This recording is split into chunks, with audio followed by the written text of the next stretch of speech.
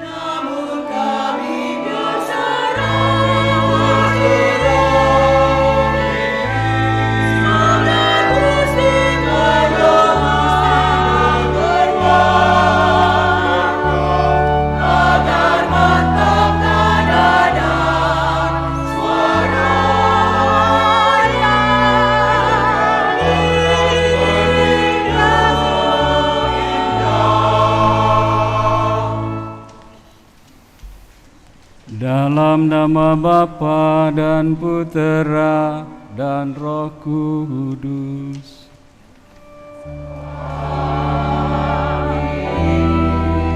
Rahmat Tuhan kita Yesus Kristus, cinta kasih Allah, dalam persekutuan Roh Kudus bersamamu.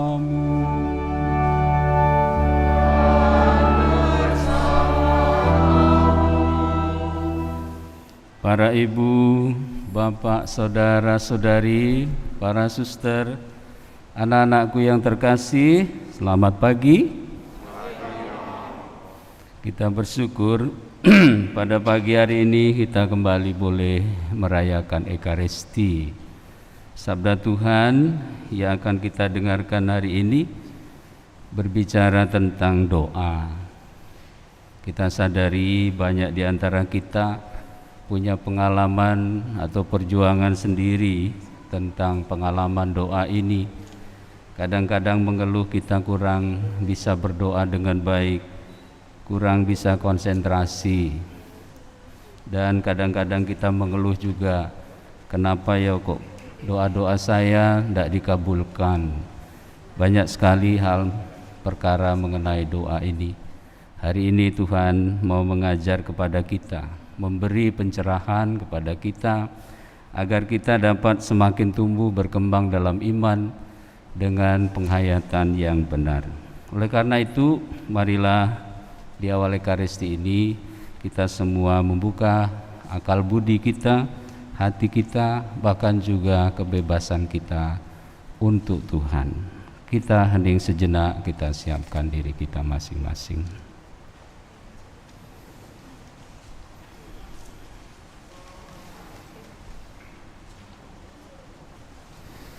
Intensi misa kita pada hari ini, kita mau bersyukur bersama keluarga Bapak Ignatius Bohar Sofian, mengucap syukur untuk hari ulang tahun yang ke-23 Ananda Christophorus Asel Mikola Sofian.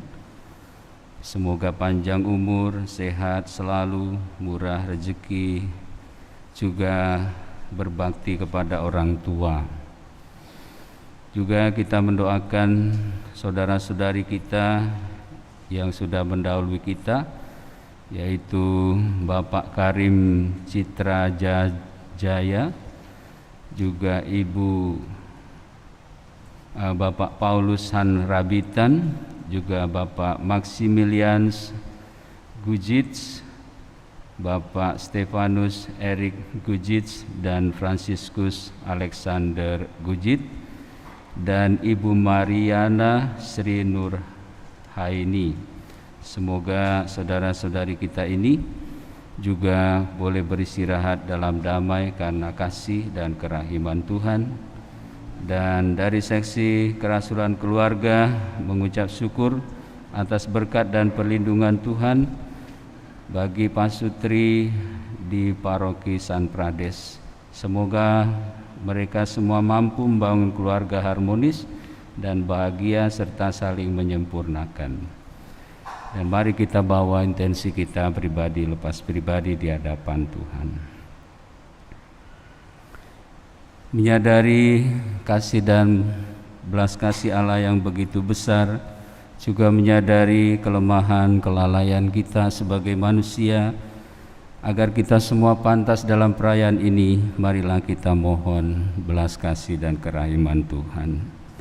Saya mengaku kepada Allah yang Maha Kuasa dan kepada saudara sekalian bahwa saya telah berdosa dengan pikiran dan perkataan, dengan perbuatan dan kelalaian. Saya berdosa, saya sungguh berdosa. Oleh sebab itu saya mohon kepada Santa Perawan Maria, kepada para malaikat dan orang kudus, dan kepada saudara sekalian, supaya mendoakan saya kepada Allah Tuhan kita. Semoga Allah yang Maha Kuasa mengasihani kita, mengampuni dosa kita, dan menghantar kita ke hidup yang kekal.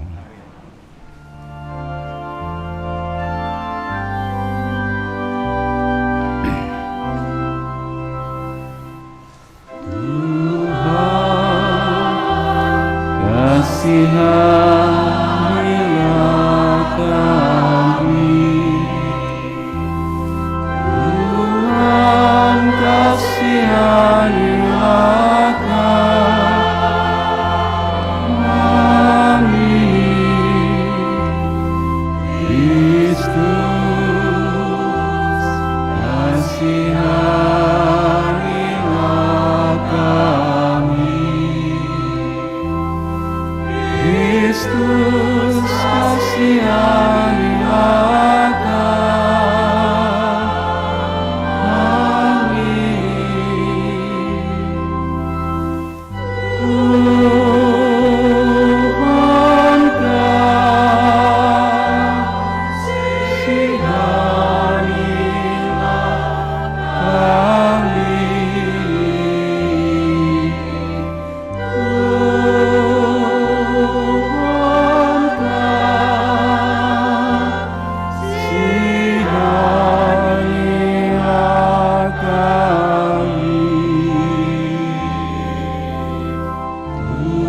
Tuhan, kasihanilah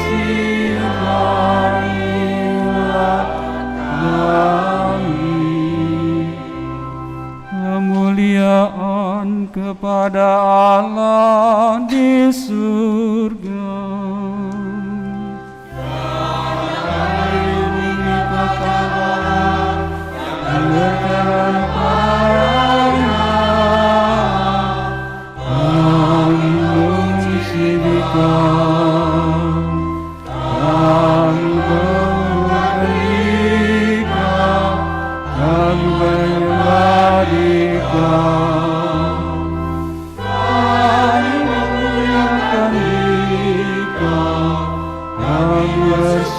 Kepadamu karena kemuliaan-Mu yang besar, ya Tuhan Allah yang surgawi, Allah Bapa yang Maha Kuasa, ya Tuhan Yesus Kristus, Putra yang tunggal, ya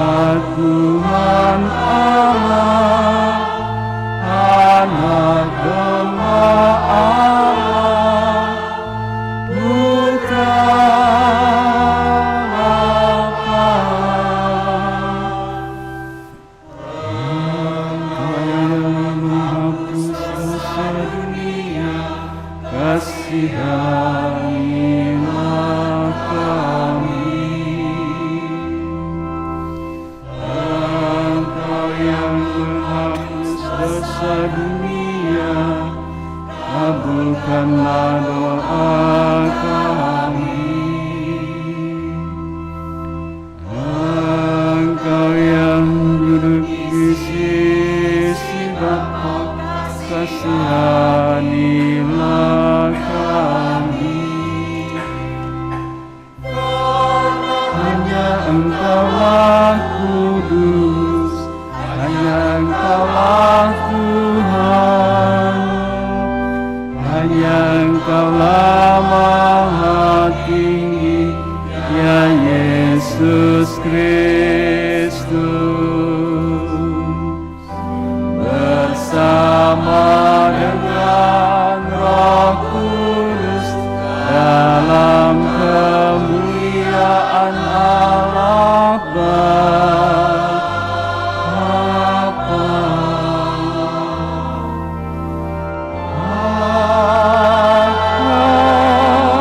Amin.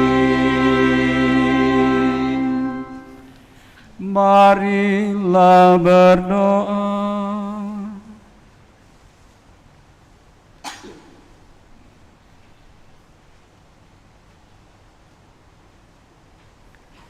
Ya Allah, Putra-Mu telah memperkenalkan Engkau sebagai Bapa kami. Ia juga mengajari kami bagaimana cara berdoa. Semoga kami semakin menjadi pendoa yang tekun.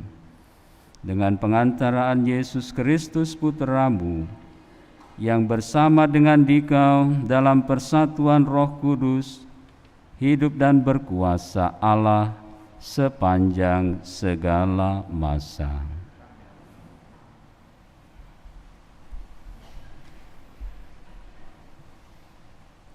Pembacaan dari kitab Kejadian. Sekali peristiwa, bersabdalah Tuhan kepada Abraham, "Sesungguhnya banyaklah keluh kesah orang tentang Sodom dan Gomora, dan sesungguhnya sangat beratlah dosanya. Baiklah aku turun untuk melihat apakah benar-benar mereka telah berkelakuan seperti keluh kesah orang yang telah sampai kepadaku atau tidak. Aku hendak mengetahuinya." Lalu berpalinglah orang-orang itu dan berjalan ke Sodom. Tetapi Abraham masih tetap berdiri di hadapan Tuhan. Abraham datang mendekat dan berkata, "Apakah engkau akan membinasakan orang benar bersama dengan orang fasik? Bagaimana sekiranya ada 50 orang benar dalam kota itu? Apakah engkau akan membinasakan tempat itu? Tidakkah engkau mengampuninya karena ke-50 orang benar yang ada di dalamnya itu? Jauhlah kiranya daripadamu untuk berbuat demikian, membunuh orang benar bersama dengan orang fasik, sehingga orang benar itu seolah-olah sama dengan orang fasik. Jauhlah kiranya yang demikian daripadamu. Masakan hakim segenap bumi tidak menghukum dengan adil?" Tuhan berfirman, "Jika kudapati 50 orang benar dalam kota Sodom, aku akan mengampuni seluruh tempat itu demi mereka." Abraham menyahut, "Sesungguhnya aku telah memberanikan diri berkata kepada Tuhan, walaupun aku debu dan abu. Sekiranya kurang 5 orang dari ke-50 orang benar itu, apakah engkau akan memusnahkan seluruh kota itu karena yang 5 itu?" Tuhan bersabda, "Aku takkan memusnahkannya jika kudapati 45 di sana." Lagi Abraham melanjutkan perkataannya, "Sekiranya 40 didapati di sana," sabda Tuhan, "aku takkan berbuat demikian demi yang 40 itu." Kata Abraham, Janganlah kiranya Tuhan murka kalau aku berkata sekali lagi, sekiranya 30 didapati di sana. Sabda Tuhan. Aku takkan berbuat demikian jika ku dapati 30 di sana. Kata Abraham lagi, sesungguhnya aku telah memberanikan diri berkata kepada Tuhan, sekiranya 20 didapati di sana. Sabda Tuhan, aku tidak akan memusnahkannya demi yang 20 itu. Kata Abraham, janganlah kiranya Tuhan murka kalau aku berkata lagi sekali ini saja, sekiranya 10 didapati di sana. Jawab Tuhan, aku takkan memusnahkannya demi yang 10 itu. Lalu pergilah Tuhan setelah selesai bersabda kepada Abraham, dan kembalilah Abraham ke tempat tinggalnya. Demikianlah sabda Tuhan.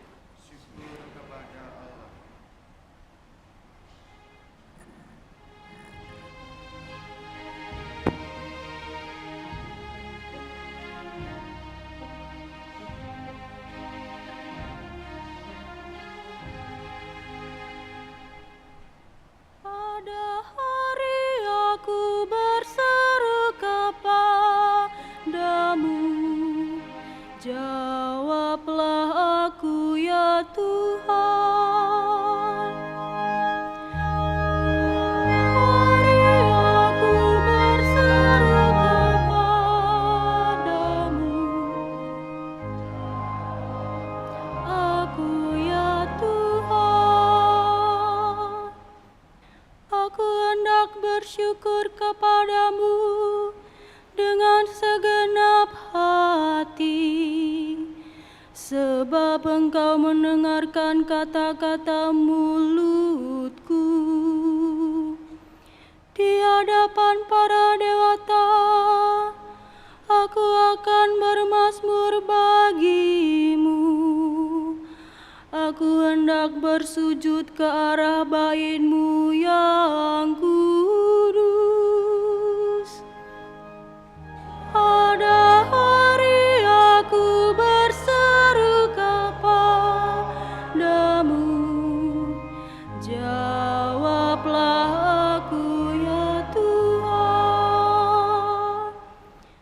Aku hendak memuji nama-Mu oleh karena kasih-Mu dan oleh karena setia-Mu, sebab Kau buat nama dan janji-Mu melebihi segala sesuatu. Pada hari aku berseru, Engkau pun menjawab aku. Engkau menambahkan kekuatan dalam jiwaku. Pada hari aku berseru kepadamu, jawablah aku ya Tuhan. Tuhan itu tinggi, namun Dia memperhatikan orang yang hina dan mengenal orang yang sombong dari jauh. Jika aku berada dalam kesesakan, Engkau memperhatikan hidupku. Terhadap amarah musuhku, Engkau mengulurkan tangan-Mu. Pada hari aku berseru kepadamu, jawablah aku ya Tuhan. Tangan kanan-Mu menyelesaikan segalanya bagiku. Tuhan akan menyelesaikan segalanya bagiku. Ya Tuhan, kasih setiamu kekal abadi. Janganlah kau tinggalkan buatan tanganmu. Pada hari aku berseru kepadamu, jawablah aku ya Tuhan.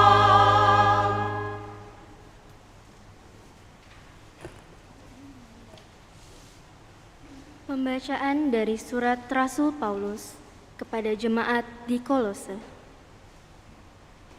Saudara-saudara, bersama Kristus kamu telah dikuburkan dalam pembaptisan, dan bersama Dia kamu juga turut dibangkitkan oleh kepercayaanmu akan karya kuasa Allah yang telah membangkitkan Kristus dari antara orang mati. Dahulu kamu mati karena pelanggaranmu dan karena tidak disunat secara lahiriah. Tetapi kini Allah menghidupkanmu bersama Kristus sesudah Ia mengampuni segala pelanggaran kita. Surat hutang yang oleh ketentuan hukum mendakwa dan mengancam kita telah dihapuskannya dan ditiadakannya dengan memakukannya pada kayu salib. Demikianlah sabda Tuhan.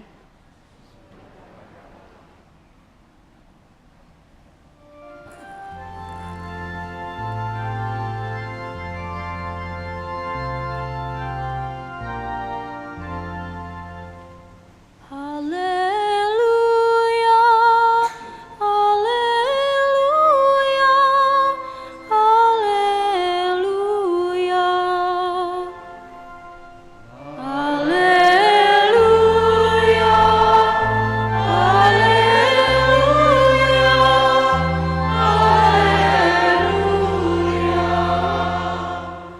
Kamu telah menerima Roh yang menjadikan kamu anak Allah. Oleh Roh itu kita berseru, Aba ya Bapa. Haleluya, haleluya, haleluya.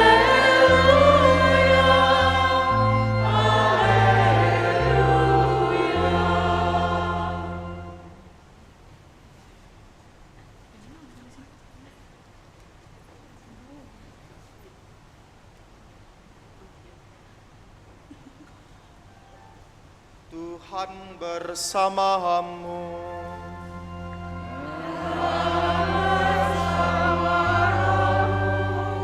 Inilah Injil suci menurut Lukas.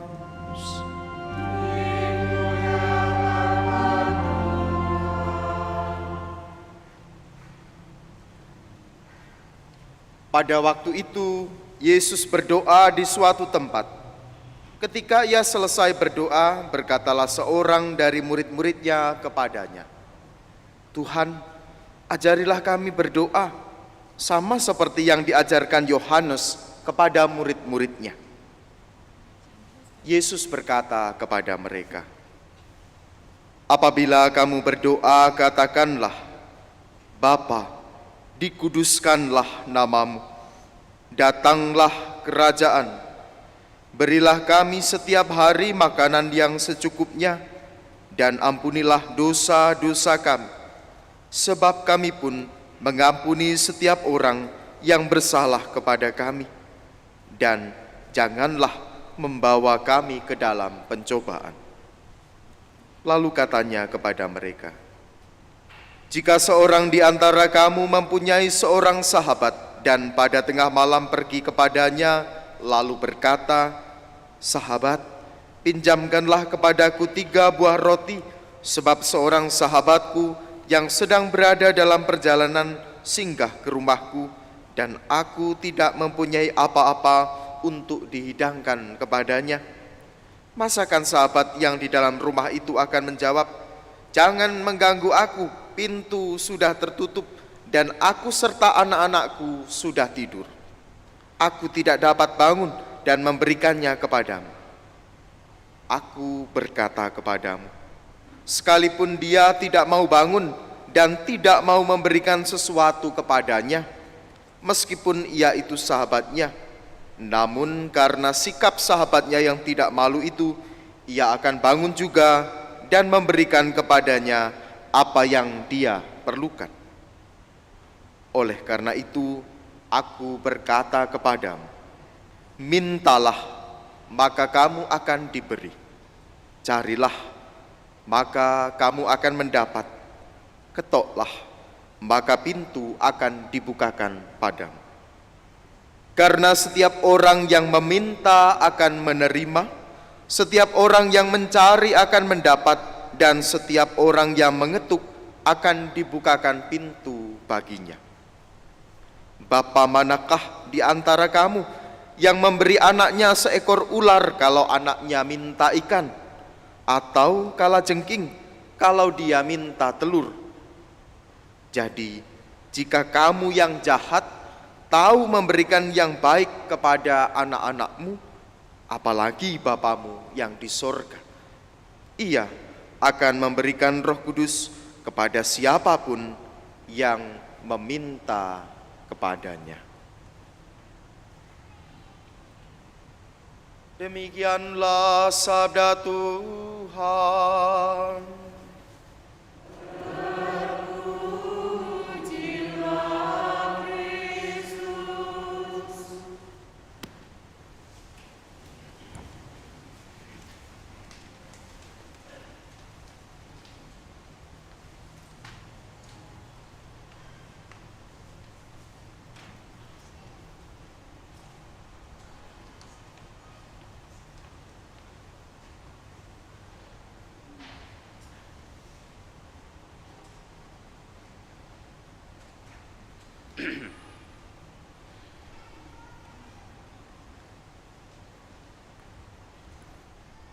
Para ibu, bapak, saudara dan saudari, para suster, anak-anakku terkasih, sekali lagi selamat pagi. Kita bersyukur dan bergembira hari ini juga kita mendapatkan karunia, mendapatkan berkat. Kita ada tamu dari Jakarta. Sudah hadir? Boleh berdiri Bapak Ibu dari Jakarta. 1, 2. Oh, terpencar-pencar rupanya. Selamat datang Bapak Ibu. Terima kasih sudah berkunjung di Paroki Santo Fransiskus dari Sales. Semoga doa-doanya menguatkan kami juga. Terima kasih. Nah, Ibu Bapak, Saudara dan Saudari, anak-anak yang dikasihi Tuhan, doa yang diajarkan oleh Tuhan Yesus hari ini ditutup di bagian akhir Injil. Mungkin jarang kita memperhatikan itu, tapi menurut Romo justru itulah yang paling penting. Tadi dikatakan di bagian akhir, Ia akan memberikan Roh Kudus kepada siapapun yang meminta kepadanya.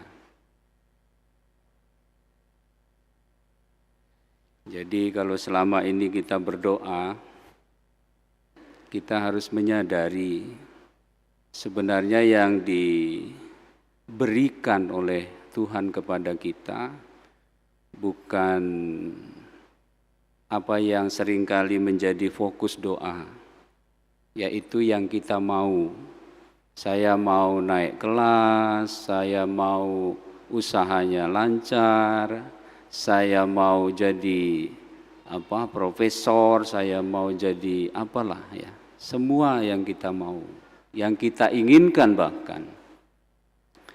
Tapi ternyata Tuhan memberikan Roh Kudus.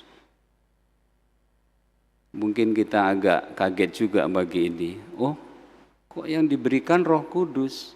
Ya karena itulah yang dijanjikan oleh Allah Tritunggal kepada kita melalui Kristus.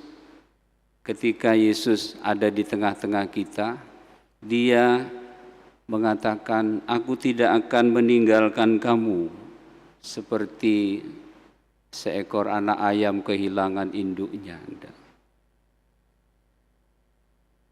Tapi aku akan mengutus Roh Kudus, Roh penolong, Roh yang akan menuntun kamu kepada segala kebenaran. Itulah yang penting.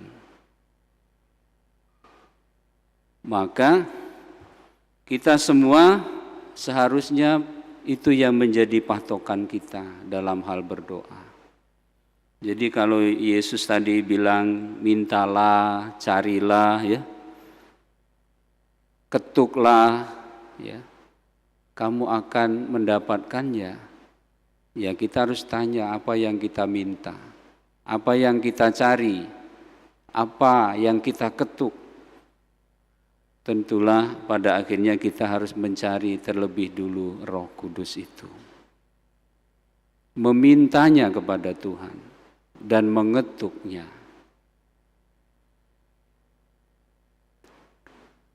Roh Kudus itu menuntun kita kepada kebenaran. Kebenaran tentang apa? Tentang jati diri Allah dan juga jati diri kita sebagai manusia. Maka kalau kita memahami Injil ini melalui teori perbandingan, sebenarnya memang ini adalah doa yang istimewa karena merangkum semuanya.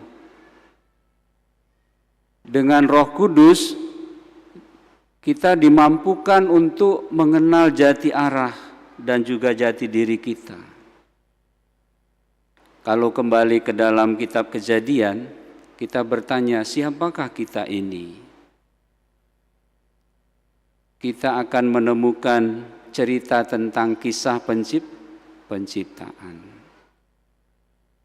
Dan selanjutnya dalam sejarah bangsa Israel bergulat dengan Allah. Masih ingat itu ya Yakub ya di pinggir sungai Nabo. Bergulat dengan Allah sepanjang malam dan dia tidak mau melepaskannya. Siapa engkau sebenarnya? Tuhan mengatakan, aku adalah aku.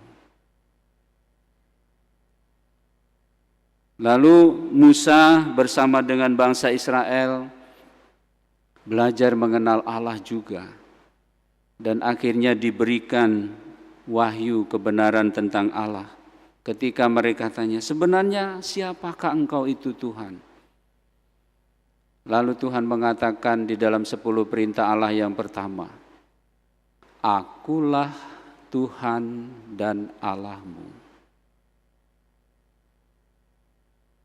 Dalam teologi kita, orang-orang Katolik, kalau kita menyebut Tuhan, sebenarnya mau menekankan segi apa? Yaitu segi transenden dari Allah itu. Allah itu transenden. Transenden artinya Dia itu maha segala-galanya. Yang kita tahu Allah itu maha pencipta. Maha kuasa. Dan kalau Allah menciptakan segala sesuatu itu dari ketiadaan, dari chaos, dari ketidakteraturan menjadi ada dan teratur.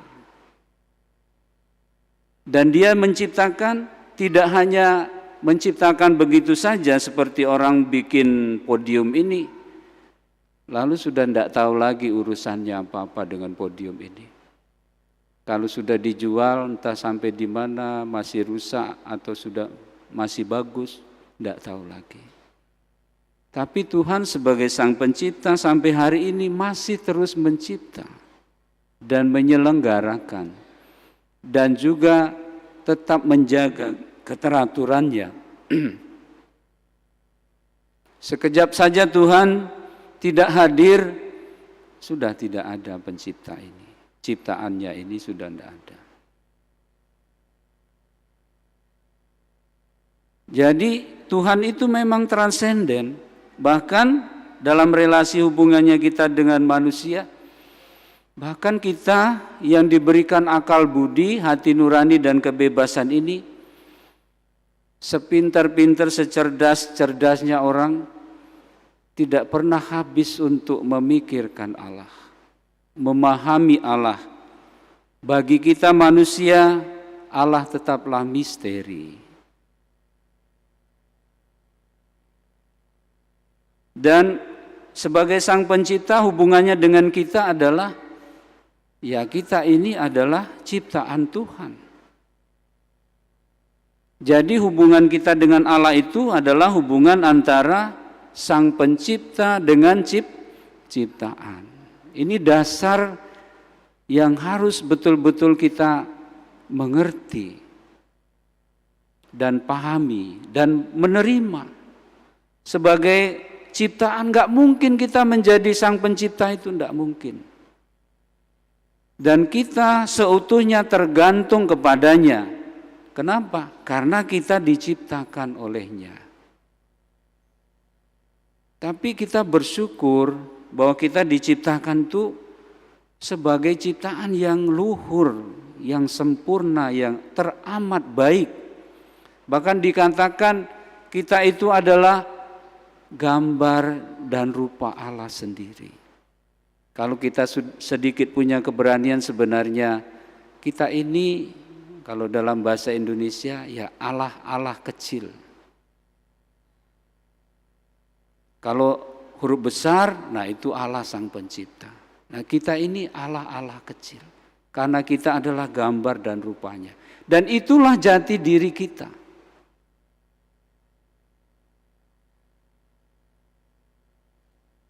Nah kalau kita sering kali bingung berdoa itu karena itu tadi. Karena kita tidak mengenal jati diri kita dan tidak bisa menempatkan diri dengan baik dalam hubungan relasi dengan Tuhan itu.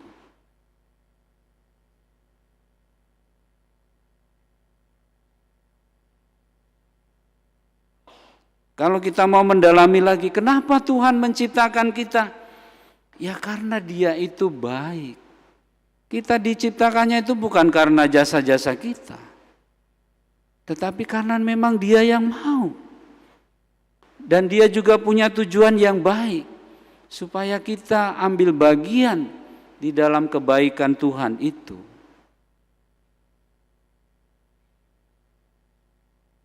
Yang celakanya adalah kebaikan Allah itu seringkali berbeda dengan yang kita pikir, yang kita mau. Kita sudah membuat gradasi tersendiri mengenai kebaikan, mengenai kasih, dan sebagainya.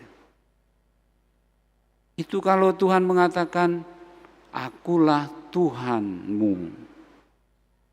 Dan tidak berhenti di situ, aku juga adalah Allahmu. Dan dalam teologi Katolik, kalau kita menyebut Allah, sebenarnya mau menunjuk kepada kita tekanan kepada jati diri Allah itu seperti apa. Memang Allah itu transenden, tapi juga Dia begitu dekat dengan kita. Allah itu seperti nafas dalam hidup kita ini, seperti matahari yang selalu bersinar, seperti udara yang kita hirup ini. Begitu dekatnya. Kalau kita merenungkan dengan melalui alam saja seperti itu. Tapi Tuhan menunjuk kepada kita bukan hanya sebagai yang dekat begitu saja, tidak. Tetapi kalau tadi di dalam kata Tuhan itu hubungan relasi kita dengannya itu adalah antara Sang Pencipta dengan ciptaan. Di dalam Allah, karena kehadiran putranya yang terkasih dalam kehidupan kita, kita ditingkatkan hubungan kita, bukan hanya pencipta dengan ciptaan, tapi sebagai bapa dengan anak. Semakin dekat lagi, semakin lebih hangat lagi relasi kita dengan Allah, sebagai Bapa dengan Anak. Di mana itu kita boleh mengalami? Dalam misteri pembaptisan kita. Kita diangkat martabat kita. Dan bagaimana kita diangkat martabat? Kalau dulu dalam perjanjian lama, Tuhan memberi martabat kepada kita dengan menghembuskan rohnya ke dalam diri kita yang dari debu tanah itu sehingga hidup. Itu. Lalu tidak hanya hidup, tapi diberi juga akal budi, hati nurani di mana roh Tuhan tinggal dalam diri kita dan diberi kebebasan. Tetapi karunia Allah yang begitu luar biasa itu kita hilangkan karena ketidaktaatan manusia yang pertama, Adam dan Hawa. Kita jatuh dalam dosa dan tidak bisa melepaskan diri dari dosa itu. Tuhan sudah mengutus para nabi, raja-raja, orang-orang kudus. Bahkan Tuhan pada akhirnya dikatakan karena kasih-Nya yang begitu besar kepada manusia, lalu Ia pada waktunya mengutus putranya sendiri. Misteri inkarnasi. Firman yang adalah Allah di dalam Injil Yohanes bab 1 dikatakan, pada mulanya adalah firman. Firman itu tinggal bersama dengan Allah dan dikatakan firman itu adalah Allah. Menjadi manusia, Yesus menjadi gambaran pewahyuan Allah, puncak dari Allah yang mewahyukan dirinya kepada manusia. Tapi apa boleh buat, akal budi, hati nurani, kebebasan kita juga tidak bisa menerima Dia. Lalu dikatakan mereka menyalibkannya. Tapi itu juga Tuhan terima. Dan Tuhan menyadari hanya dengan cara itulah supaya manusia dan alam ciptaan ini boleh mendapatkan penebusan.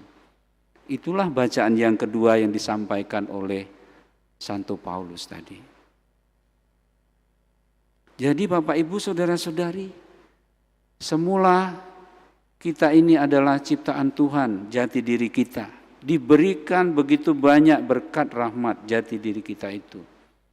Tapi sarana anugerah yang Tuhan beri itu tidak kita gunakan untuk sungguh mengabdi Allah. Oleh karena itu sebenarnya Tuhan mau mengatakan bagaimana caranya supaya hubungan relasi yang sangat baik itu tetap terjaga. Makanya Tuhan mengatakan, jangan menyembah berhala. Nah sekali lagi Romo mau menyampaikan, tidak bosan-bosannya. Kapan manusia itu menyembah berhala? Ketika kita mentuhankan, mengalahkan segala sesuatu yang adalah ciptaan Tuhan. Jadi apa saja di dunia ini bisa menjadi berhala. Bukan hanya uang. Uang itu benda mati. Dan di dalam pelajaran tentang religiusitas, ya wajar kita memang bertumbuh dalam pengenalan akan Allah itu. Pada zaman batu, ya orang pikir ketika bertanya dari mana ya kita ini. Kemudian mereka lihat ada batu besar yang kadang bergerak-gerak gitu ya. Lalu pikir mereka, barangkali kita lahir dari batu itu kali ya. Itulah yang penguasa kita ini. Maka mereka menyembah batu itu. Dibuatkan sesaji, berdoa di situ, bakar menyan di situ. Bahkan juga tirakatan di situ 3 hari 3 malam atau 7 hari 7 malam. Hanya pengen mendapatkan wangsit katanya kan gitu. Wajar. Tapi itu artinya menyembah berhala. Kenapa? Ya karena ada yang menciptakan batu itu. Dia bukan sang pencipta.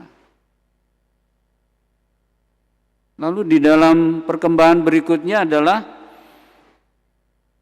zaman orang sudah mulai mungkin mengenal tumbuh-tumbuhan. Lalu orang pikir ada pohon yang begitu besar yang menakjubkan mereka.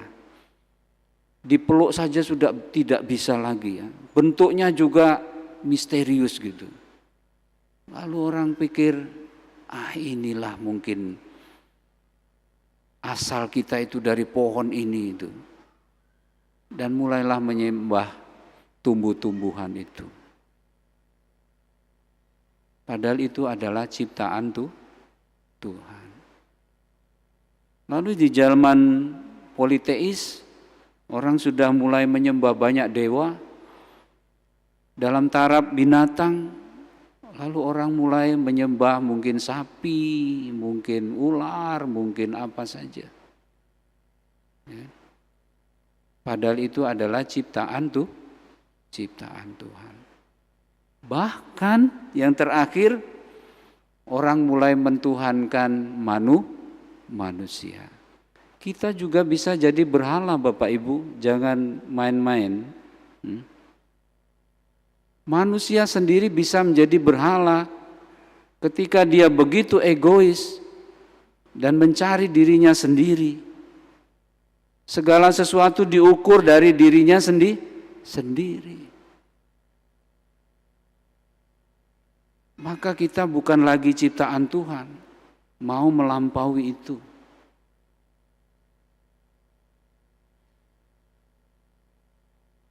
Nah, semoga kita menyadari ini. Kalau kita menyadari ini, pastinya kan mendengarkan Roh Kudus tadi, kita semakin mengenal yang namanya Allah itu.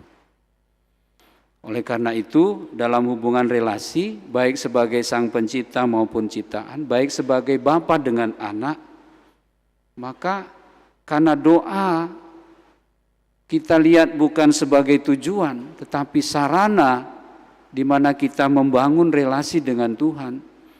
Dan relasi itu selalu dibangun dalam komunikasi, dalam dialog.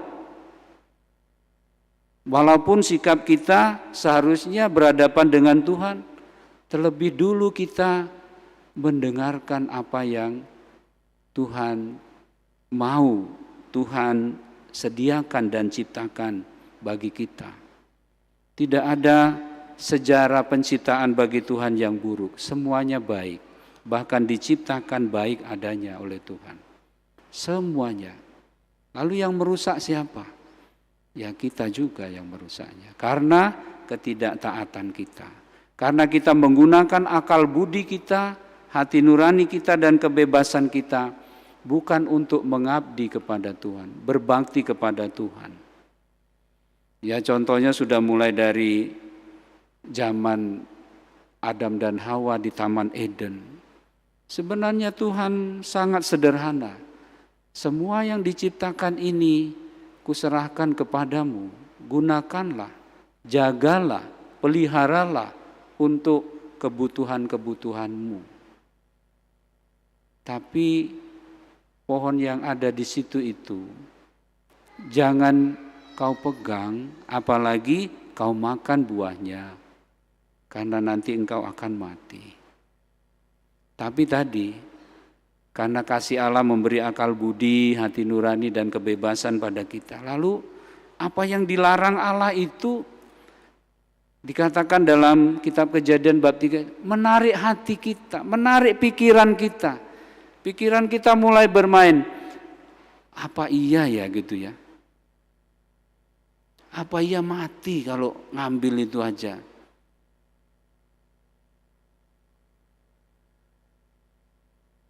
Jangan-jangan nanti enggak mati. Terus apa hasilnya? Ya karena itu dikatakan pohon itu kan pohon pengetahuan baik dan buruk kan ya. Lah ternyata kita memilih itu. tidak mau taat kepada Tuhan, tapi memilih untuk tahu apa yang baik dan apa yang buruk. Sayang sekali, kenapa kita ingin yang buruk-buruk juga gitu. Coba kalau kita mau yang baik-baik saja,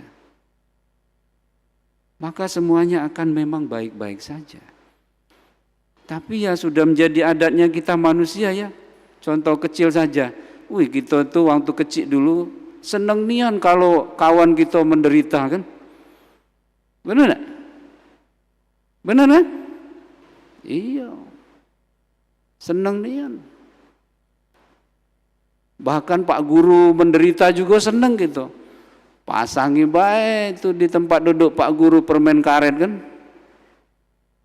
Itu hal sederhana yang kecil-kecil sebenarnya. Tapi adat kita juga, yang mana yang dilarang tuh nak kita coba, ya kan? Bener apa tidak ujinya kan? Bener enggak? Iya, kata mama, nak jangan main api, kayak kebakar. Iya nian apa tidak? Main nian api, motong. Bahu kaso, ya api panas sakitnya tuh, gitu. Apa ujungnya? Nangis tulang ngetik gawe. Buat dewe, nangis dewe, tekampit dewe, ribut dewe, kan? Itulah gawe gitu. Sudah itu galak nyala ke wong pulo, Nah, ngapo ajinya tuh? Dia tuh lah ajinya. Balak junian.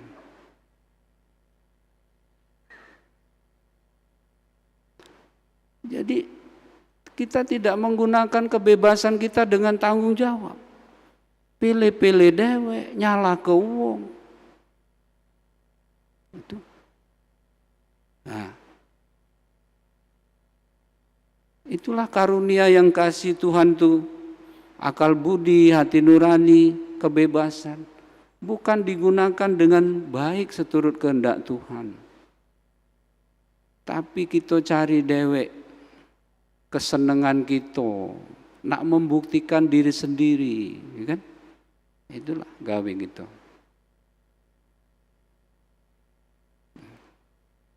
Nah, Bapak Ibu saudara-saudari, anak-anak terkasih. Jadi kita juga disadarkan akan jati diri kita sebagai manusia bahwa kita tuh diciptakan tidak sendirian. Diciptakan sama-sama yang lain juga. Jadi bagaimana kita harus membangun hubungan relasi kita dengan sesama? Harusnya sama.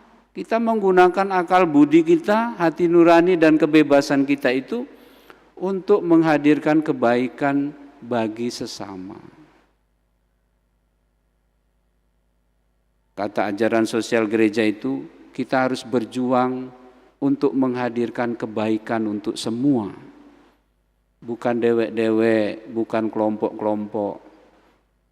Ini dasar pemahaman kita sebagai orang beriman. Nah, kecenderungan kita kan sudah dari awal mula ya. Kenapa? Karena kita ini diciptakan memang berbeda-beda. Tapi perbedaan itu bukan untuk dipertentangkan. Tapi justru perbedaan itu untuk kita lihat sebagai anugerah Tuhan. Lah kalau samo galo cak mano?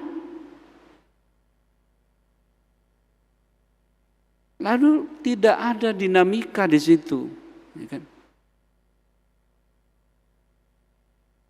Tapi karena banyak perbedaan, justru semakin kaya kita ini. Ya.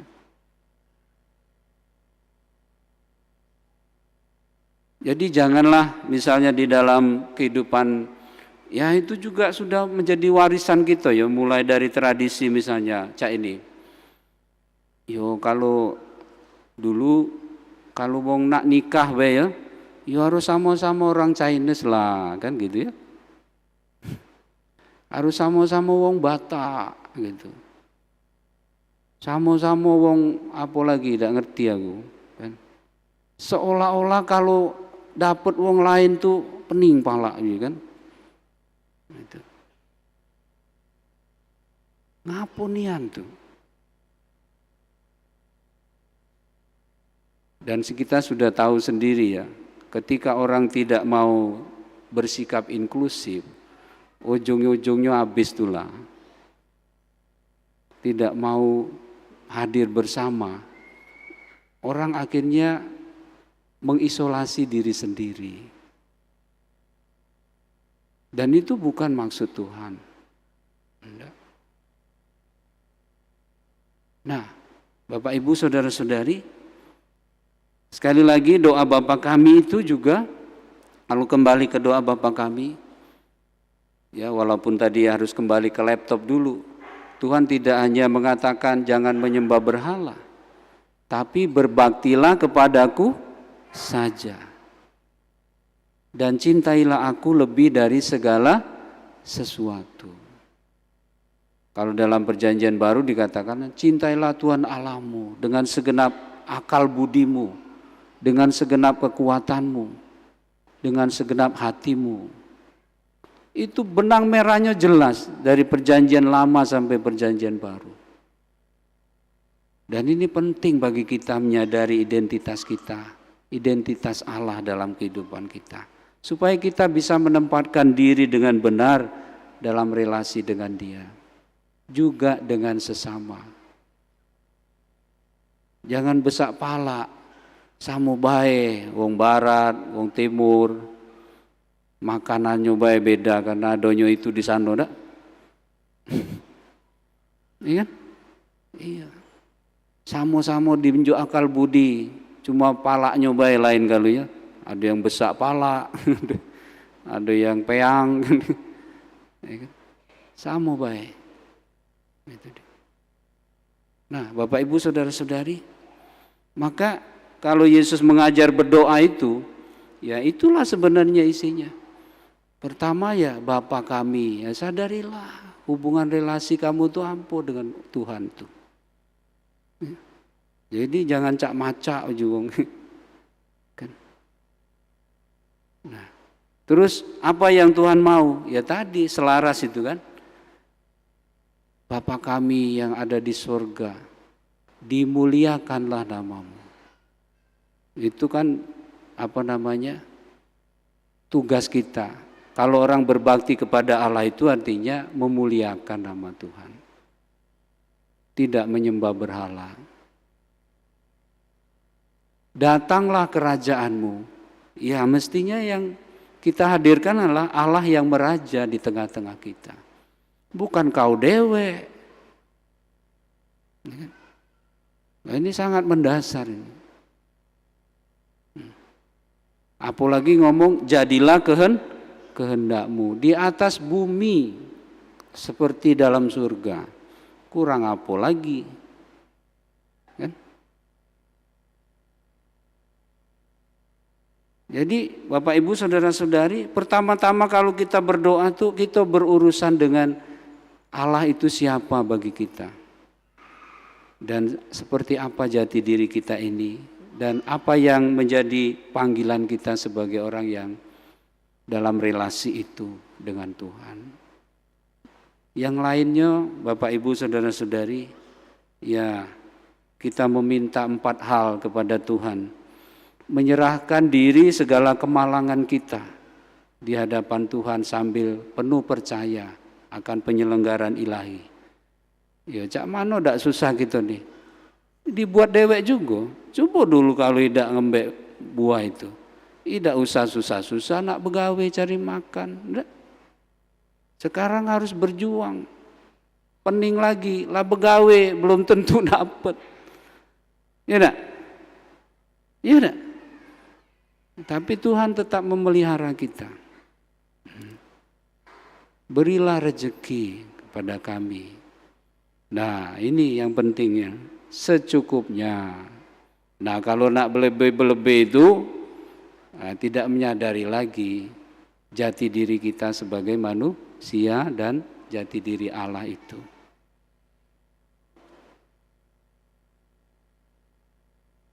Yang berikutnya dikatakan, ampunilah dosa-dosa kami. Ya sudah, sebenarnya kita yang seringkali itu masih picik ya.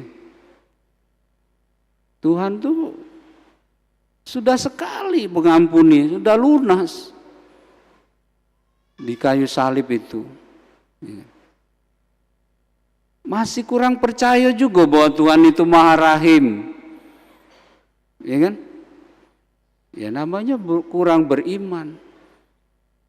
Kenapa? Ya sudah menjadi kecenderungan kita, sudah diampuni, belum percaya juga, seolah-olah gitu ya. Kita baru puas itu kalau dihukum dulu gitu kan. Tapi juga sebaliknya takut juga dihukum kan. Nah ujinya, aku salah, ngapa udah dihukum ya? Diberi belas kasih. Tapi itulah gelak ngelunjak aja yang Palembang ya. Dinjo ati ngerempelo.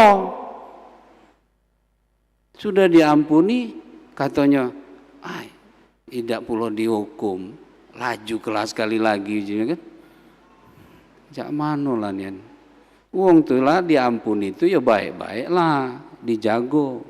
Tapi memang sudah disabdakan Tuhan, awas ujinya ya. Kalau roh-roh itu kamu sudah diampuni, dibebaskan dari kuasa jahat. Kalau kamu tidak jago, Tuhan sudah ingetin, akan datang yang lebih buruk lagi. Kalau dulu setannya siko jadi 12 ujinya kayak. Ya kan? Iya, jadi wong tuh bukan tambah baik, tambah jahat lagi. Itu dia. Nah, ini kita yang kadang-kadang cak macak, ngapulan yang ditambahi, ampunilah dosa kami seperti kami mengampuni dosa orang lain juga. Demlah, saro yang ini juga. Ada wong menyimpan dendam sampai mati, tidak? Benar tak? Iya, Tuhan sudah mengampuni. Dibawa sampai mati beban itu, gilo kan?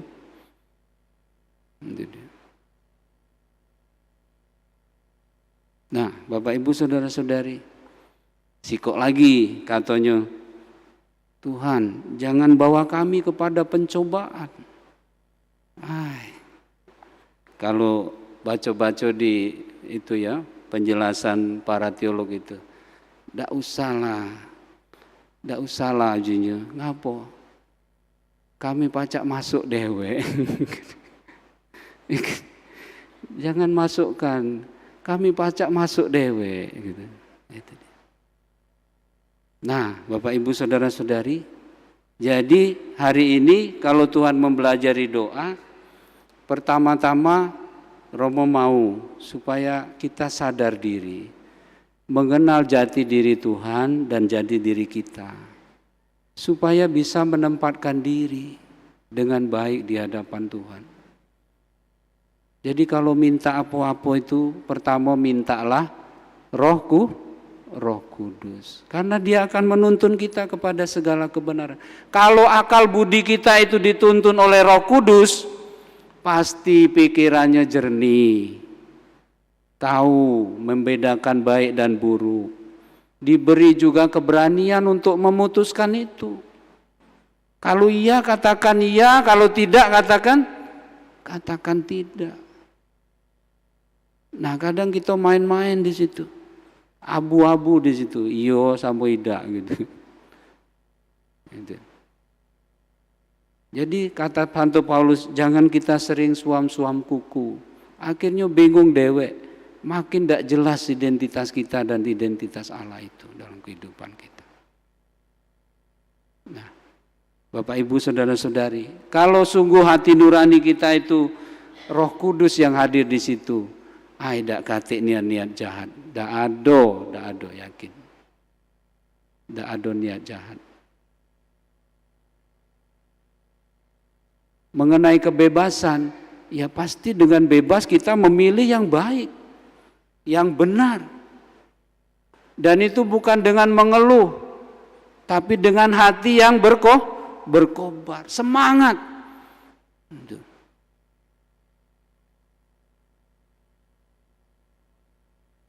dan berani mempertanggungjawabkannya secara intelektual, secara pengetahuan. Kita punya dasar yang kuat.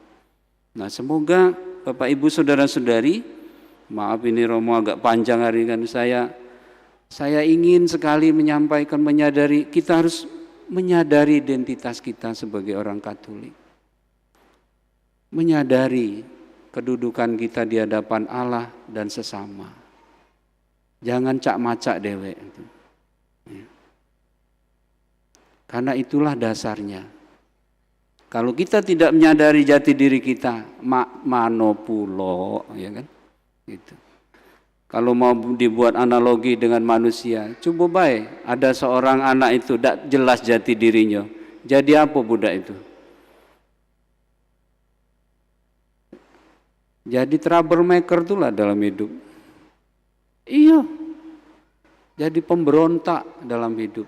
Karena tidak jelas. Karena tidak pernah mengalami relasi yang benar itu. Lahir bapak emaknya tidak tahu, ya kan? Itu hidupnya di mana, ya kan? Tapi tugas kita itu sebagai sesama manusia, justru luka-luka itu harus diobati. Siapa ngobati? Ya kita, karena terang Roh Kudus tadi. Harus dibantu mereka menyelesaikan, mengolah hidupnya supaya tahu jati dirinya sebagai manusia. Contohnya cak ini kalau kita mengcounternya, semoga dengan pendampingan yang dibuat oleh gereja dalam pelayanan-pelayanan, wong-wong yang macam itu tuh akhirnya sadar. Ya ndak apa-apa lah, mungkin bapak emak kau ndak tanggung jawab, ya kan? Tapi kan Tuhan tuh baik. Masih banyak wong yang baik, yang menolong kau, yang membantu kau. Sudahlah, sejarah kelam itu jangan disesali, tapi pandang ke depan.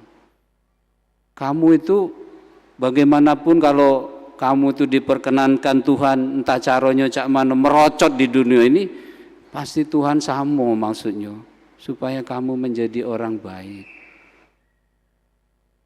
Tidak tergantung dari, ya mungkin ada pengaruhnya ya, blueprintnya ya, itu. Tapi tidak begitu. Kita bisa membangun hidup kita, pribadi kita menjadi baik. Nah, itu tugas kita membantu sesama kita. Maka kalau kita berdoa Bapa kami, ingat-ingatlah sebenarnya kita itu dipanggil untuk tadi membangun hubungan relasi dengan Tuhan dengan baik, menyadari kehadiran Tuhan, jati diri Tuhan, jati diri kita, jati diri sesama kita. Maka panggilan kita adalah menghadirkan kebaikan Tuhan dalam kehidupan kita. Maka dalam pelayanan-pelayanan, ya semoga kita juga menyadari itu. Bukan pertama-tama, ngapalah wong ini rajin yang gereja ya. No, rajin pula jadi lektor. No, ternyata nak tampil. Nah, ini salah kan. Tandanya apa? Kapan tidak dipakai? No, aku tidak dipakai lagi aja.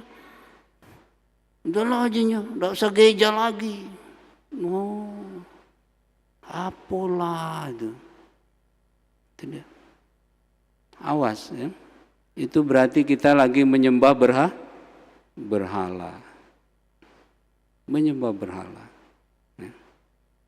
Nah, supaya tidak panjang-panjang lagi, itulah yang Romo bisa berikan hari ini.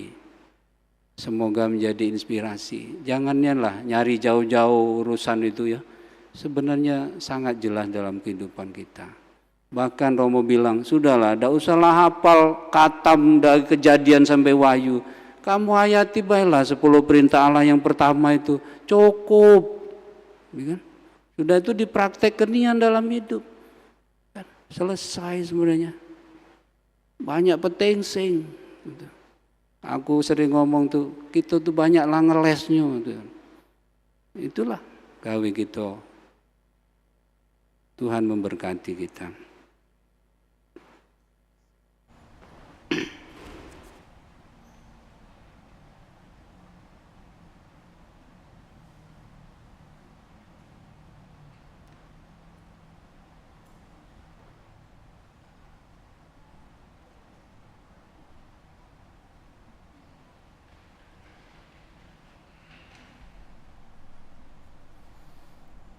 Sekarang marilah kita menanggapi sabda Tuhan yang sudah kita renungkan dengan bangga, dengan sukacita, dengan semangat kita membaharui iman kepercayaan kita. Aku percaya akan Allah, Bapa yang Maha Kuasa, Pencipta langit dan bumi, dan akan Yesus Kristus, Putranya yang tunggal Tuhan kita, yang dikandung dari Roh Kudus, dilahirkan oleh perawan Maria, yang menderita sengsara dalam pemerintahan Pontius Pilatus, disalibkan, wafat dan dimakamkan, yang turun ke tempat penantian, pada hari ketiga bangkit dari antara orang mati, yang naik ke surga, duduk di sebelah kanan Allah Bapa yang Maha Kuasa. Dari situ ia akan datang mengadili orang hidup dan mati. Aku percaya akan Roh Kudus, Gereja Katolik yang kudus, persekutuan para kudus, pengampunan dosa, kebangkitan badan, kehidupan kekal. Amin. Ibu bapa dan saudara-saudari, para suster anak-anakku terkasih, marilah kita berdoa kepada Bapa kita di surga dengan kepercayaan penuh seperti diajarkan Kristus kepada kita. Marilah kita berseru kepadanya jawaban doa umat, dengarkanlah doa kami ya Tuhan. Dengarkanlah doa kami ya Tuhan. Marilah berdoa untuk Bapa Suci, para uskup, para imam, biarawan dan biarawati. Semoga mereka mendoakan umat Allah dalam roh dan kebenaran, serta membuktikan kejujuran doa mereka dalam kata dan perbuatan terhadap orang lain. Marilah berdoa. Dengarkanlah doa kami ya Tuhan. Marilah kita berdoa untuk masyarakat kita. Semoga masyarakat kita semakin tekun berdoa dengan rendah hati, bukan dengan maksud mencari popularitas dan pujian semu. Marilah berdoa. Dengarkanlah doa kami ya Tuhan. Marilah berdoa untuk seluruh umat Kristiani dan semua orang.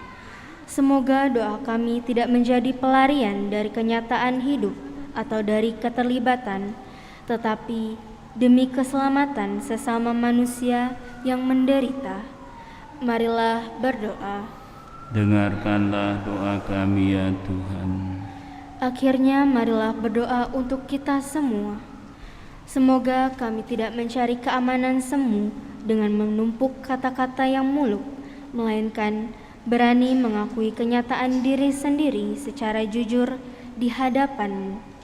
Marilah berdoa. Dengarkanlah doa kami ya Tuhan. Bapa yang Maha Baik, kami bersyukur bersama Bapak Ignatius Bohar Sofian mendoakan anak yang berulang tahun, Christophorus Ansel Mikola Sofian. Mohon Kau rahmati dengan panjang umur, sehat, murah rezeki, berbakti kepada orang tua. Dan kami juga mengucap syukur bersama seksi kerasulan keluarga atas berkat dan perlindungan Tuhan kepada semua pasutri paroki San Prades. Semoga mereka semakin mampu membangun keluarga yang harmonis dan bahagia serta saling menyempurnakan. Marilah kita berdoa. Dengarkanlah doa kami ya Tuhan. Bapa di surga, bukalah mata dan telinga kami bagi-Mu, bagi diri kami sendiri, dan bagi sesama manusia, supaya kami tahu apa yang seharusnya kami mohon, dan supaya hati kami terbuka bagi jawaban-Mu atas doa kami. Bahkan kalau jawaban itu berbeda dengan apa yang kami harapkan, demi Kristus Tuhan dan pengantara kami. Amin.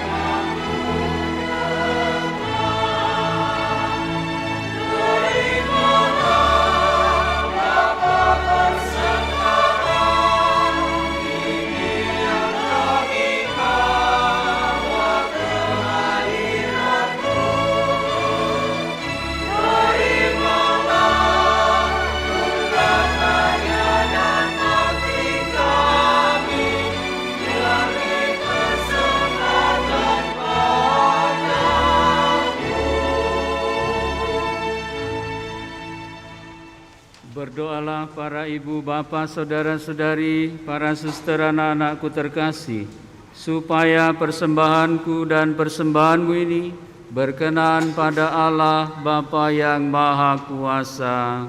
Semoga persembahan ini diterima demi kemuliaan Tuhan dan keselamatan kita, serta seluruh umat Allah yang kudus. Ya Allah, terimalah persembahan yang kami unjukkan kepadamu ini, dan penuhilah kami dengan Roh Kudus-Mu, agar kami semakin layak menjadi putra dan putri-Mu dengan pengantaraan Kristus Tuhan kami. Amin. Tuhan bersamamu.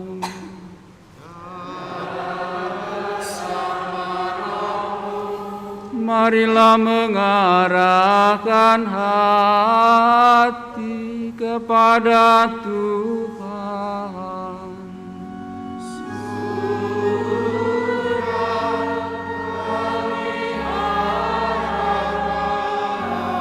Marilah bersyukur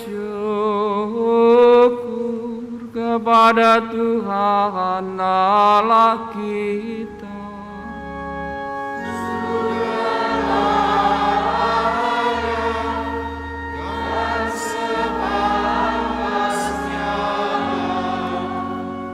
Sungguh pantas dan benar, layak dan menyelamatkan, bahwa kami selalu dan dimanapun bersyukur kepadamu Tuhan Bapa yang kudus, Allah yang Maha Kuasa dan kekal. Sungguh tak terhingga kemuliaan-Mu, Engkau menopang makhluk yang fana dengan kealahan-Mu, dengan mengubah kodrat yang menyebabkan kami jatuh menjadi sarana keselamatan kami. Engkau menyembuhkan kami yang fana ini dengan pengantaraan Kristus Tuhan kami. Dengan pengantaraan Kristus itu, bala malaikat yang bersukacita di hadapan-Mu dalam keabadian menyembah keagungan-Mu. Kami mohon, perkenankanlah kami memadukan suara dengan mereka dan sambil sukacita bersama sambil berseru.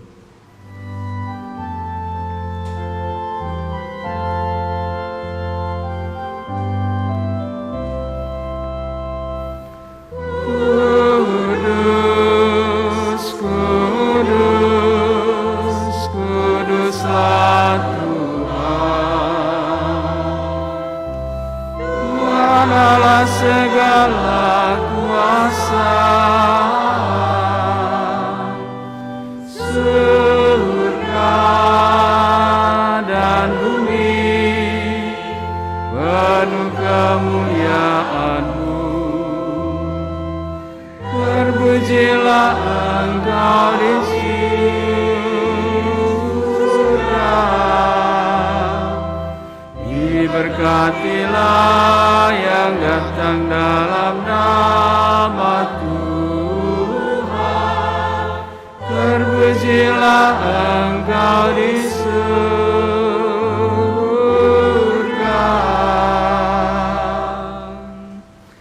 Sungguh kuduslah Engkau Tuhan, sumber segala kekudusan, maka kami mohon, kuduskanlah persembahan ini dengan pencurahan Roh-Mu, agar bagi kami menjadi tubuh dan darah Tuhan kami Yesus Kristus.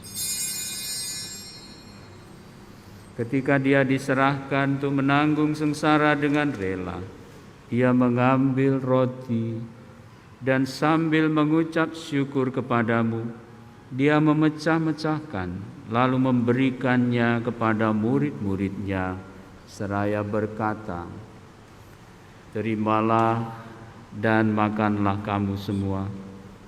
Inilah tubuhku yang diserahkan bagimu."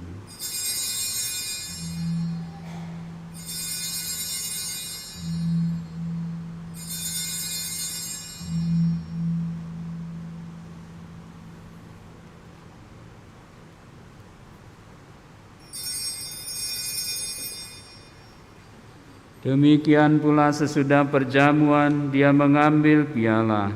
Sekali lagi Dia mengucap syukur kepadamu.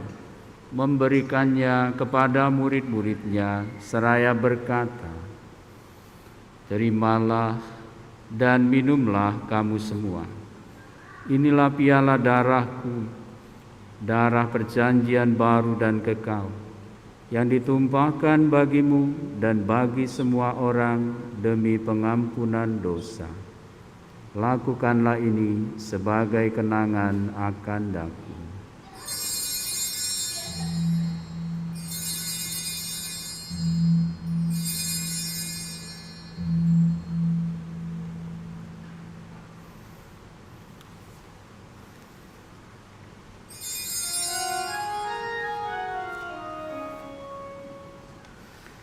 Marilah mewartakan misteri iman kita.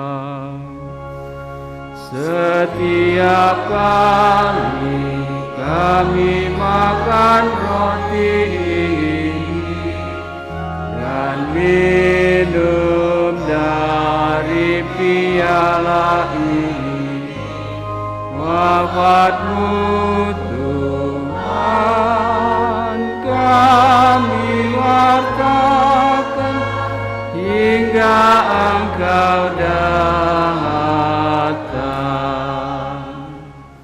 Sambil mengenangkan wafat dan kebangkitan Kristus, kami mempersembahkan kepadamu Bapa roti kehidupan dan piala keselamatan. Kami bersyukur sebab kami Engkau anggap layak menghadap Engkau dan berbakti kepadamu. Dan kami mohon semoga kami yang menerima tubuh dan darah Kristus dihimpun menjadi satu umat oleh Roh Kudus. Ingatlah Tuhan akan gereja-Mu yang tersebar di seluruh bumi, agar Engkau menyempurnakannya dalam cinta kasih, dalam persatuan dengan Paus kami Bapak Fransiskus, Uskup Agung kami Bapak Yohanes, Uskup Emeritus Bapak Aloysius, serta semua rohaniwan. Ingatlah juga akan saudara-saudari kami yang telah meninggal dengan harapan akan bangkit, dan akan semua orang yang telah berpulang dalam kerahiman-Mu, terutama mereka yang kami doakan pada hari ini: Karim Citra Jaya, Paulus Hans Rabitan, Maximilian Gugits, Stefanus Erik Gugits, Franciscus Alexander Gugits, dan Mariana Sri Nurhaini. Terimalah mereka dalam cahaya wajah-Mu.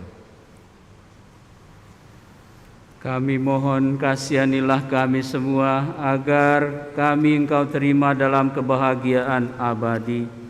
Bersama Santa Perawan Maria Bunda Allah, Santo Yosef mempelainya, para rasul dan semua orang kudus sepanjang masa yang hidupnya berkenan padamu. Semoga kami pun Kau perkenankan turut serta memuji dan memuliakan Dikau dengan pengantaraan Yesus Kristus Putra-Mu. Dengan pengantaraan Dia, bersama Dia dan dalam Dia, bagi-Mu Allah Bapa yang Maha Kuasa, dalam persekutuan dengan Roh Kudus, segala hormat dan kemuliaan sepanjang segala masa. Amin.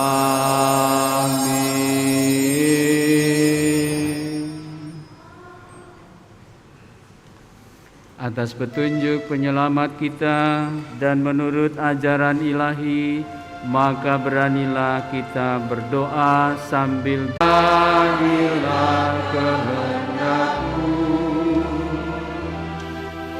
di atas bumi seperti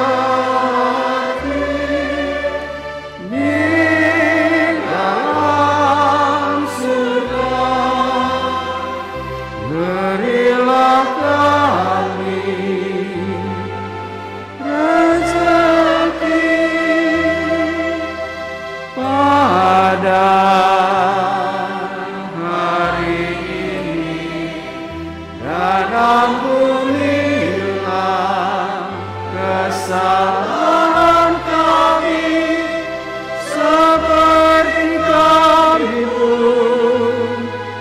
mengampuni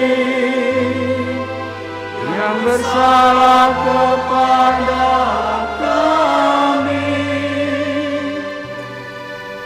dan janganlah masukkan kami ke dalam pencobaan,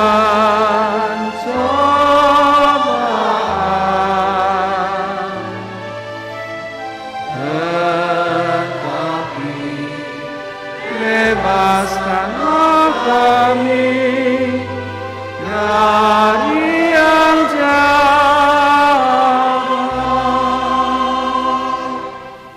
Tuhan, kami mohon, bebaskanlah kami dari segala yang jahat.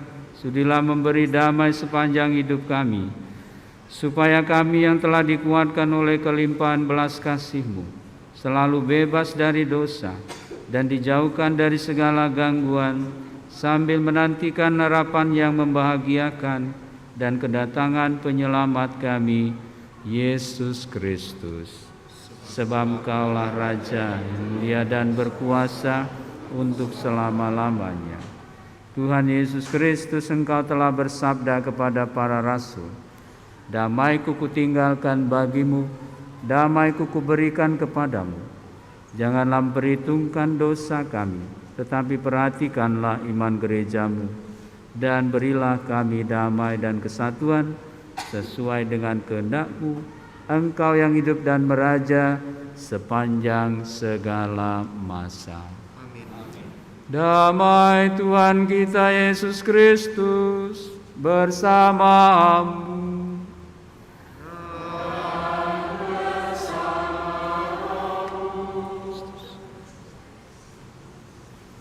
Semoga pencampuran tubuh dan darah Tuhan kita Yesus Kristus yang akan kita sambut ini menghantar kita semua ke hidup yang kekal.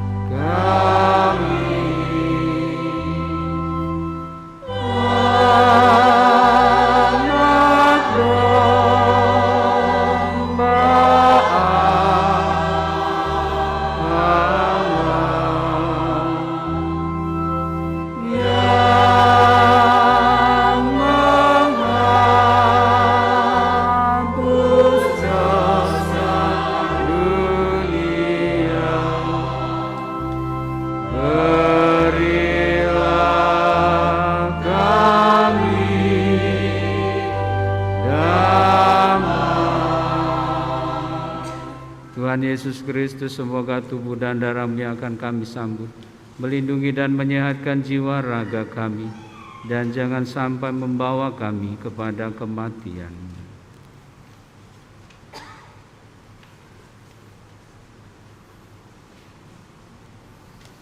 Para ibu, bapa, saudara dan saudari, anak-anakku terkasih, inilah Yesus Kristus, anak domba Allah yang menghapus dosa dunia. Berbahagialah kita semua yang diundang ke perjamuannya. Pantas Tuhan datang pada sabda saja, maka tubuh dan darah Kristus. Amin.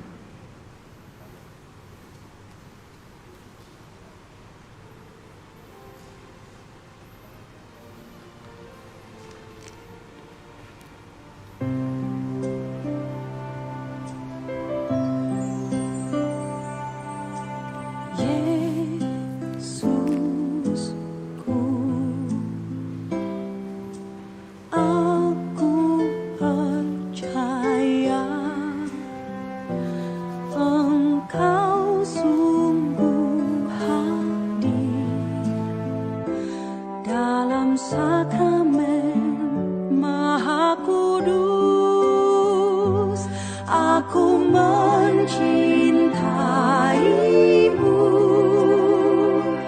lebih dari segalanya,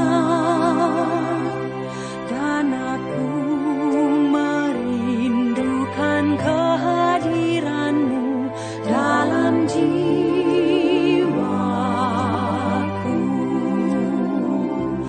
Karena sekarang aku tak dapat menyambutmu dalam sakramen Ekaristi, datanglah sekurang-kurangnya secara rohani ke dalam hatiku.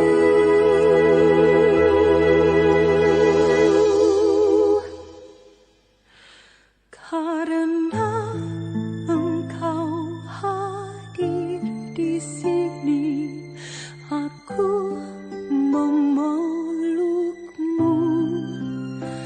dan mempersatukan diriku sepenuhnya kepadamu. Jangan biarkan aku terpisah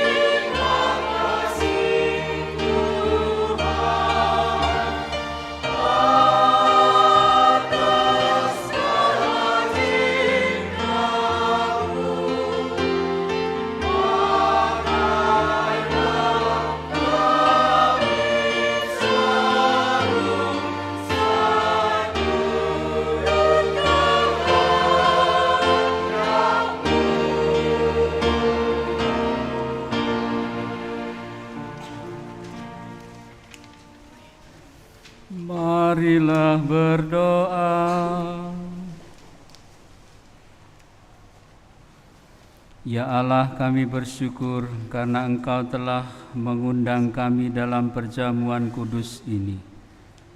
Kami mohon dengarkanlah doa-doa kami, agar kami semakin peka akan kebutuhan sesama dan juga semakin setia mengikuti putra-Mu yang akan menuntun kami menuju pada kebahagiaan sejati dalam kehidupan yang kekal. Sebab Dialah Tuhan dan pengantara kami. Silakan duduk sebentar, kita mendengar pengumuman.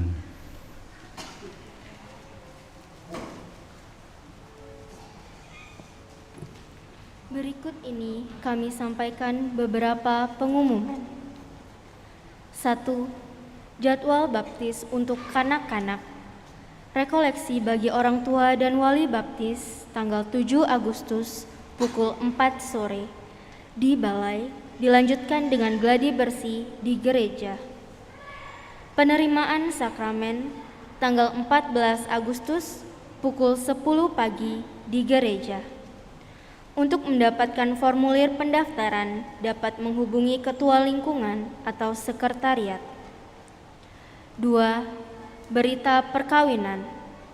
Akan saling menerimakan sakramen perkawinan pasangan Yeremias Yosef Patal, putra dari almarhum Bapak Paulus Tapan Rayama dan Ibu Yerce Danu Taga, warga lingkungan Petrus 1.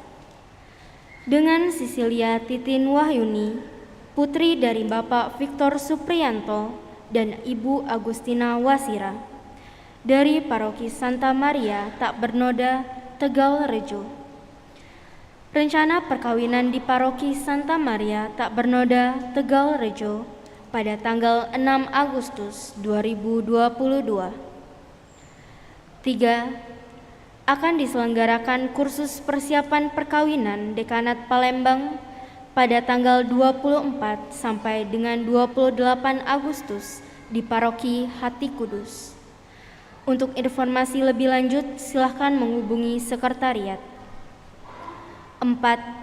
Mengundang warga paroki yang senang berolahraga dalam kegiatan tenis meja dan voli. Kegiatan setiap hari Minggu mulai pukul 4 sore. 5.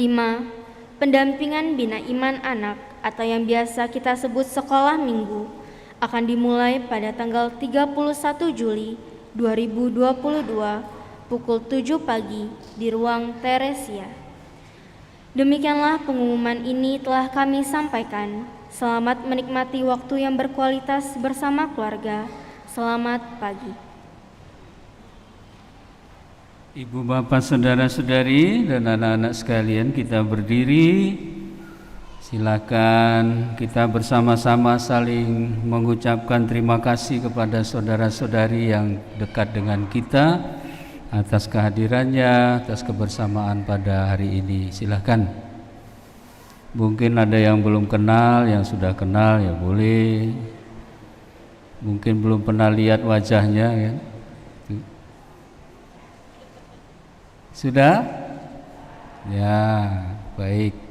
Sekarang kita berterima kasih kepada para petugas pelayan Ekaristi, kur yang ada di atas sana yang begitu semangat, juga para lektor. Senang hari ini muda-muda ya, lektor, pemazmur, Miss Dinar, juga para prodiakon. Terima kasih banyak atas pelayanannya. Juga Komsos yang kurang sering disebut Pak Koster di belakang yang selalu menyiapkan lebih dulu untuk kita. Kita mengucap terima kasih bersama-sama. Semoga perayaan hari ini sungguh mencerahkan kita, sungguh kita mendapatkan pegangan dalam kehidupan dan juga dapat bertumbuh berkembang bersama sebagai pribadi-pribadi beriman. Sekarang kita bersama-sama kembali menghadap Tuhan. Kita mohonkan berkat-Nya untuk segala usaha dan niat baik kita dalam pesiarahan selanjutnya.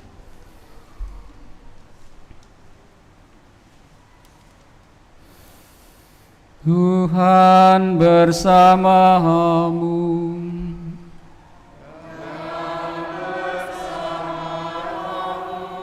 Semoga ibu bapa, saudara dan saudari para suster anak-anak terkasih, beserta seluruh anggota keluarga, komunitas, segala usaha niat baik, senantiasa diberkati oleh Allah yang Maha Kuasa, Bapa dan Putra dan Roh Kudus.